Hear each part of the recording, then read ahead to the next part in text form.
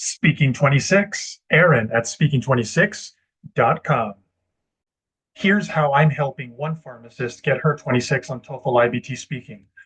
When we were doing the questions, I told her to get rid of the fourth paragraph. I said, when you're in the writing section or when you're writing an essay, how many paragraphs are there in the essay? She said 4 paragraphs. I said, okay, when you're in the speaking section to get 26 on speaking, stop focusing on the fourth paragraph, the conclusion paragraph. I don't want to hear any. There's more speaking points to get from paragraphs 3 and paragraphs 2. Stop using paragraph 4 as a crutch to fill up the time and finish your 60-second answers and 45-second answers. If you think about it kind of like an essay, you can see how they're similar. The summary paragraph, the final paragraph, that's low scoring points on the speaking section.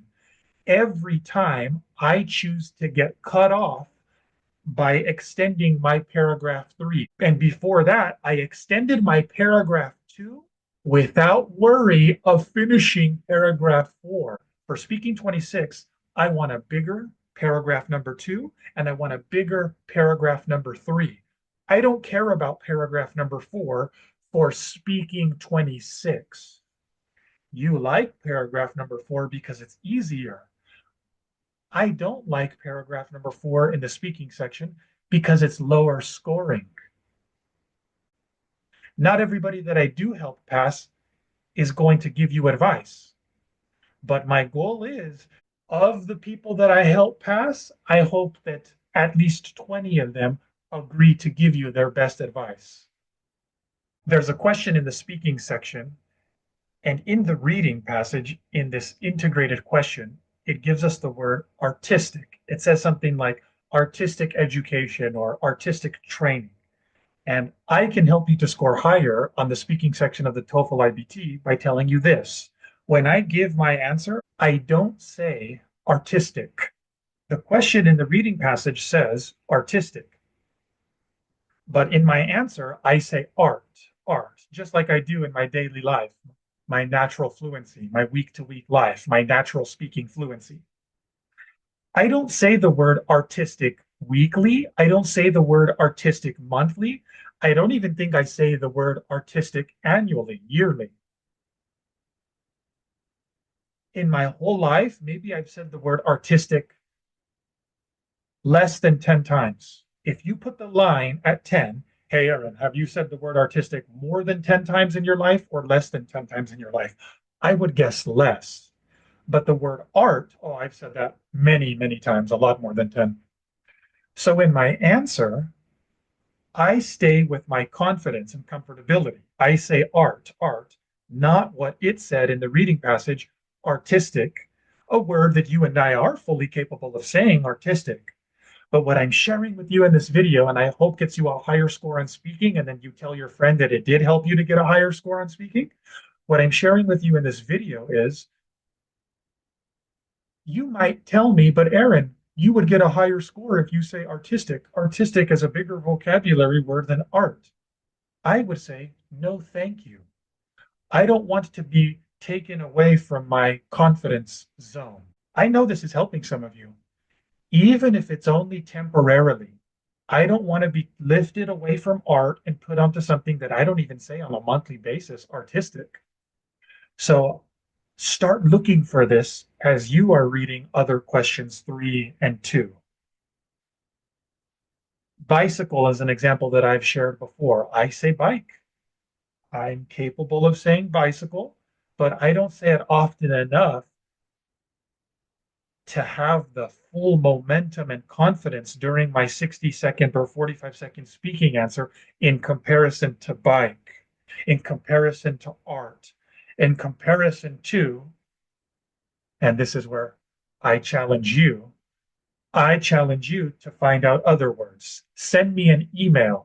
Tell me other words that you've seen in the reading passages where, yeah, you could say that longer word, artistic or bicycle, but since you don't say that word commonly, since nobody does as commonly as art or bike, you've realized that it's more important to stay in that confidence zone, in that good momentum speaking zone. It's not worth it to score a little bit more there, but then to get distracted from the spirit of the question, from progressing your ideas. Disclaimer: the information provided is for general informational purposes only and is presented at the individual's own risk. It is not intended to defame any entity or individual.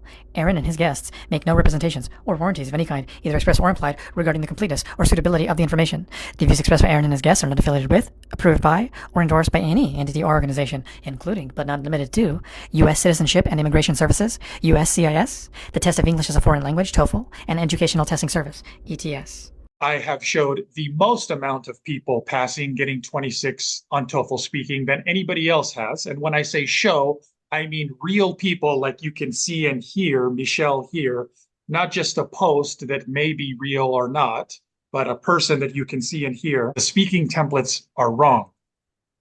Because to get 26 on speak, and when you see somebody who did get 26 on speaking or above, and they tell you they used a speaking template, they did not get 26 on TOEFL IBT speaking because of the speaking template. No, they got 26 on TOEFL IBT speaking in spite of the limiting nature of the speaking template. They got 26 on TOEFL IBT speaking because their speaking fluency was so good, is so good, that it was able to overcome the limiting structure that is speaking templates. I never got 26 using AI website. Okay, but you did on the real test after meetings with me. Yeah. If you want to see more videos with people giving you their best advice on how they got their 26 on TOEFL IBT speaking,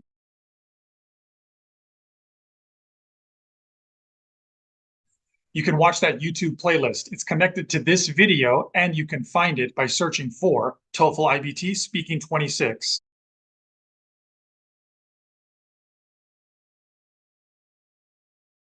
You can also find it by going through speaking26.com. These are people who before were not getting 26 on TOEFL speaking and after did get 26 and pass their tests. I asked them, hey, can you give your best advice to people who are still taking the test? How did you go from not passing to passing? When I read about the TOEFL exam, I didn't really think much of it. I just thought, okay, straightforward thing. It's an English exam. How difficult can it be? The pharmacy board needs specifically 26 in speaking. I used to change the template. Maybe this is more advanced, so I will use this the next exam, and I try to practice this for maybe a month or two to be able to master it, to say it without thinking. Every time I found myself getting maybe less score or the same score. It doesn't make any difference to just change the templates and use different introductory words. It didn't make any difference for me. Some of my friends advised me to start taking sessions with you. This helped me in passing my TOEFL exam. Aaron helped me to pass and get 26. Aaron, actually, any words will not be enough. But really, I'm very thankful. 26 in speaking, and I finally got it, and I'm so excited to get to the next step in my pharmacist license. Look at my accent, look at people who got 26. So just surround yourself with people who motivate you. Look, I passed. That bit that's missing is probably the most important bit to get you to 26. Yes. And that's the bit where Aaron, I felt, helped me realize where I was going wrong. And that bit where I was going wrong, I think it goes for everyone. It doesn't matter whether you speak English is your first language or not. That bit that was missing is something everyone really needs to understand in order to get that 26. Once you are in the level that you need to become advanced in order to get the 26, you need to get rid of the templates. Template will hinder your ability to deliver the question, because it shows that you are reading something or you are not speaking, you are reading. I was using completely different template or different way. I started to apply your way. And once I started to practice your way, oh, it's easy for me. That was really good for me. It really helps me because with this in my mind, I could speak faster. And because I was confident. It's challenging, but you know, after you pass it, the feeling of victory, it's worth it. As English is my first language, I thought the speaking templates would be enough to get me the 26 that I needed. Unfortunately, it wasn't, and I only scored a 23. Your lack of getting 26 is not due to your speaking ability.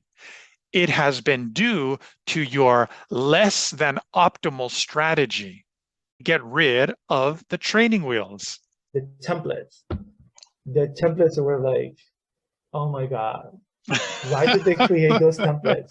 Aaron, you are a big helpful for students like us. We need somebody to like stir revolution in our heart inside, give life to our conversation.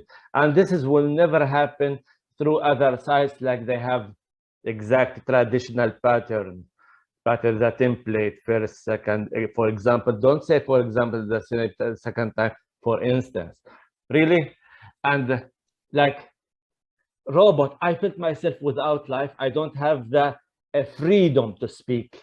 You don't have to worry that much about how can I mention 2 reasons with 2 details or 2 examples. It's too much for me. You help students to increase their fluency.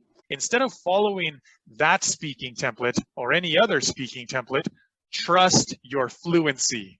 For the students who are taking with you, trust this guy. He's amazing. He will shift or improve your level as soon as possible. Like this, jump my score from 23 to 26, like this. How many hours I took with you?